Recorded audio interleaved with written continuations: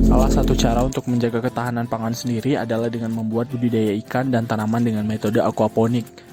Prinsip dasar pada metode ini adalah sisa pakan dan kotoran ikan akan dimanfaatkan oleh tanaman sebagai pupuk, sekaligus juga menyaring air dan airnya akan kembali ke kolam dengan kondisi yang lebih bersih. Media yang bisa digunakan yaitu ember dan kolam penampungan air. Ember dapat digunakan jika kita tidak ingin membuat kolam, dan tentunya ini akan menghemat tempat. Selain itu, karena sebagian masyarakat Kota Pagar Alam adalah petani, yang dimana pasti terdapat tempat penampungan air untuk pupuk ataupun racun bagi hama, kecuali memang dekat dengan sumber air ya.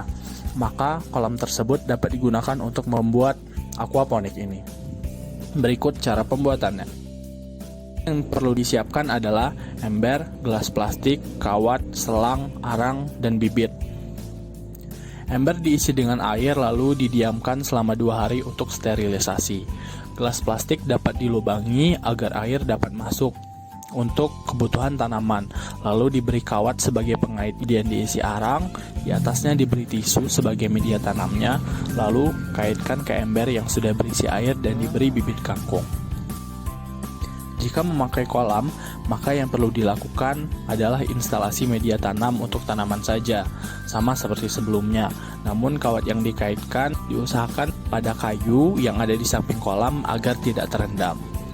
Untuk penempatan benih ikan, diusahakan plastik kita membeli tadi dimasukkan ke dalam kolam atau ke dalam ember agar ikan dapat beradaptasi terlebih dahulu dengan air. Biarkan ikannya keluar sendiri.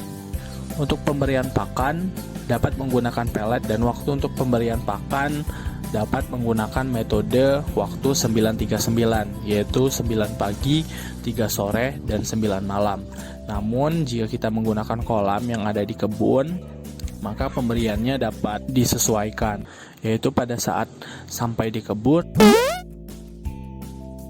siang hari dan akan pulang. Jika tidak berangkat ke kebun pun, maka ikan dapat memakan lumut atau mikroorganisme yang ada di kolam tersebut. Jika kita menggunakan ember, diperlukan pergantian air.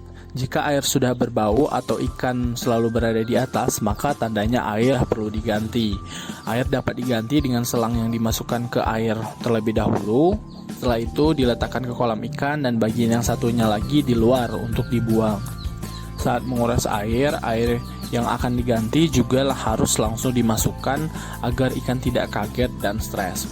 Pergantian air pun tidak boleh seluruhnya, cukup sepertiga dari ember saja. Jika di kolam, pergantian tidak perlu sesering ketika kita menggunakan ember, kecuali memang dekat dengan sumber air atau sedang musim penghujan. Kemudian untuk mencegah ikan terkena penyakit, kita dapat memasukkan pelepah pisang atau kemangi ke dalam air karena mengandung antiseptik agar ikan tidak dapat terinfeksi bakteri. Jika terdapat ikan yang terinfeksi jamur atau kembung, maka perlu dipisahkan dan dikarantina sampai membaik. Kemudian seminggu sekali juga diperlukan adanya sortir, lalu dipisahkan sesuai ukurannya agar yang besar tidak memakan yang kecil, karena ikan lele termasuk ikan yang bersifat kanibal. Selain itu, kita juga dapat memberikan probiotik yang tentunya baik untuk ikan. Dalam proses pembuatan, pemeliharaan, hingga panen, kita dapat mengajak anak-anak sembari mengajarkan betapa pentingnya untuk menikmati sebuah proses, bukan hanya fokus pada hasil akhir saja. Terima kasih telah menonton video ini.